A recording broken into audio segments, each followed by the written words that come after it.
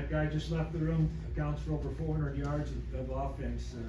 What a performance by him and your offensive line. Yeah, I haven't seen the stats yet, but obviously Tommy was all over, and I thought he's full strength. He showed it today. Made a lot of plays that were scripted and a lot of plays that were unscripted, and that's the beauty of his game. He's an absolute warrior. So fun to see him have that success today. And yeah, the O-line played well. I don't know what our final rushing number was, but that's where it starts. 347 on the ground, and 4 safeties. That's just unbelievable. And yeah, imagine it happened. Well, I think the special teams plays. We give up 2 returns. I mean, how hard is it to give up 2 returns? That's hard. That's complicated. They have good return game, but we have guys there to tackle them. So that's 2 touchdowns, and then they can't snap the ball, so we get 8 points off of safeties. We get the fumble on the punt return. So the points-wise, the special teams, kind of ended up negating it.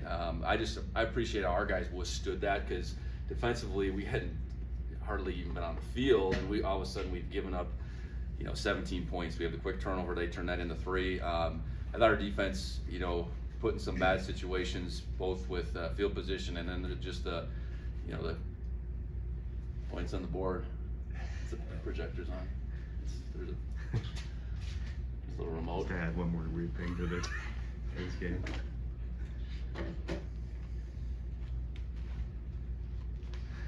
So anyways, yes. I don't know what the question was. And how comforting is to have, a Tommy Sullivan, knowing that that's the type of day that you appreciate him more and more. He's on the money every time. He's hustling down. He got the fumble recovery.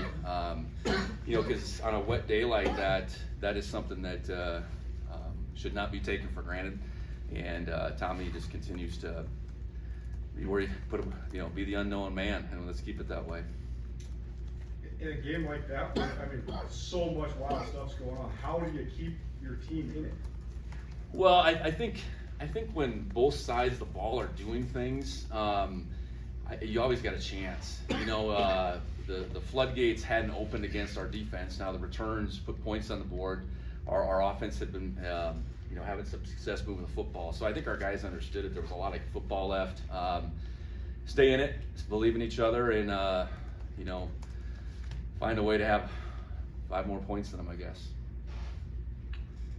Callahan O'Reilly at the very end of the game.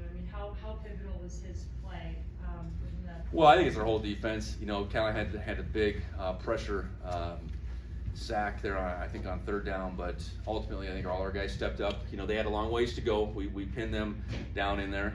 They made a couple plays, a couple 4th down plays. I thought Coach Garza really mixed it up well through that stretch, and ultimately we got them off the field and were able to get in victory formation. So yeah, just to appreciate all our guys, and that's one thing I want to talk about. We've been talking a lot about the guys that aren't playing. How about the guys that are playing? We got a good group of guys that are out there, and you're going to have some guys that aren't on the field one Saturday the next, and the guys out there that we trust completely, and they're getting better and better, and we're going to get some guys back. But being a good football team is about having more than the guys that are tapped as starters in the preseason.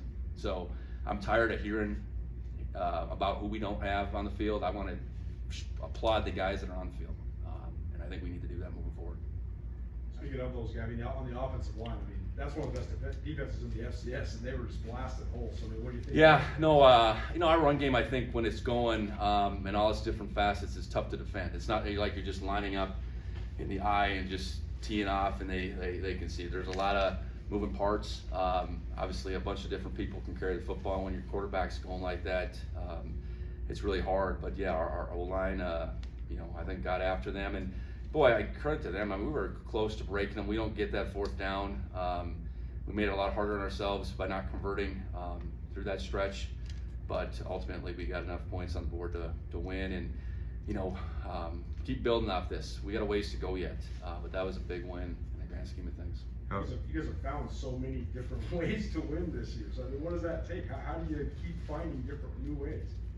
Well, I think coming into the end of the year, we knew offensively we could score points. I think we knew in the return game that could be a factor. I think those are things that we didn't always have last year. We really had to lean on our defense for the greater part of the regular season last year. So when you have that, you know, you can win a game 43-38, and they don't have to be 13-7 like last year.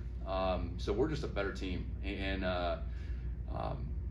you know, I think our guys believe, and you know, they trust the plan, and if another team makes a play, that's part of football, and we hang in there and make the next one. So no, I think we got a really good mindset going right now, and you know, I think the pride you have in a coaching staff and a group of players after a win like that is something else, because that was hard. How gratifying was it to see Derek have the touchdown and then that big block and Tommy's run after the Yeah, Derek Snell's a really good player, you know, and we charged him to become more well-rounded, and I think he's that. He had to get the touchdown. I think he got two guys. It was the far side, but I know he knocked two guys down on that. You know, things he's been doing all years, and he's a real weapon that we can utilize. So fortunately, got him the one, and I think he made some other plays in addition to that with the ball in his hands. So you know, we got to keep finding a way to feed him. And then Tommy's tackle on the opening pick. I mean, did you look back at that as a pretty important play? Well, sure. I mean, bad throw, bad decision. But yeah, run him down and tackle him and see if our defense can keep him out of the end zone, and they did. And you know, that kind of squashed the momentum for a moment. I think just the fact that they get it in close and they only got 3. You know, so Tommy's going to compete, and he knew he made a mistake and got him down on the ground. 17th straight home victory, program record. I guess just hearing that, what does that mean for this program? Well, I think it starts off, we got good players, and you don't put together a home streak without good players. Good players that really enjoy playing here, and then we got an amazing fan base that comes in and is active participant in the game, and you know, that team had to go 90 yards and contend with our crowd at the tail end there, and believe me, that matters in FCS football. You know, if you can get to the playoffs and have home field, that really matters, and that's what we're after. But yeah, to get all this get this streak continued, I guess that's I think it starts with just our players. We have good players, and when you have good players, you got a chance to win, and when you're at home, you have a better chance to win. I think it's as simple as that. Is this the craziest game you coached, at least at Montana State? Well, I think so. You know, you go, we were down 24-9, and then we rattle off however many unanswered points, and you feel like you got them right on the edge, and then they battle back and would have finished with 14 unanswered. The special teams plays, you know, you almost couldn't believe it when that happened a third and fourth time on the snaps, but we were going to take it, and it was going to give us good field position coming out the other end, and I can't believe we gave up 2 returns at the same point to get down what we did. So yeah, I mean, football is a crazy game. You throw in the elements, you don't know what you're going to get sometimes, and you gotta morph into whatever it takes to win that day, and we did just enough today. From a play calling and like schematic standpoint, when there is so many unorthodox things happen, how does it alter just like the plan you came into the game with? Well, I think the offense-defense piece was still probably fell within the plan. I think it's these special teams plays, and I know you take the scoreboard into effect, but I don't know how much we outgained them by. I looked at the scoreboard one time and saw that. I was like, this game shouldn't be this close. 17 points and 11 yards. I know. So no, I think you're playing until the very end. You're really not playing against the scoreboard.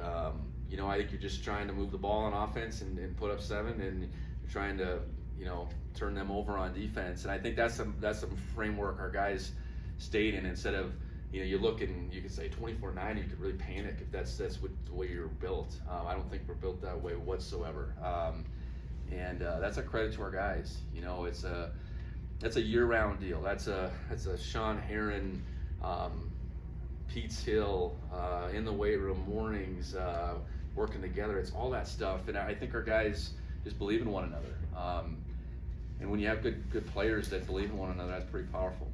Did the weather change your initial plan on offense though? I mean, it looked pretty obvious that it was gonna be tough to do. Yeah, you know what, I think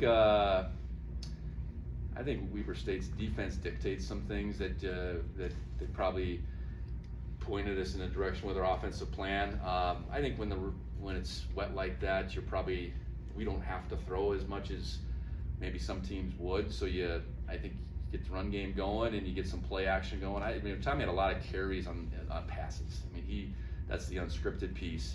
I don't know what the number would be, but I'm sure it was 10 plus where those are passes called. And but yeah, it's harder to execute the passing game on a day like this than the run game. And so we stuck to what was working, I guess. Oh, good. Just last one, going to the bye, quite a gauntlet you guys have navigated so far, so Yeah. what are the team's status right now? Well, we're positioned well at this point. We got a bye week and we have 3 conference games left, and we got to keep it going. I hope that the next couple weeks does allow us to, continue to get better. And that's twofold. That's guys, while we practice, continue to get better, and certainly the healing part of it. So, it's our hope we can come out of this 2-week stretch a better team, and I think we're all ready for a bye. I know that.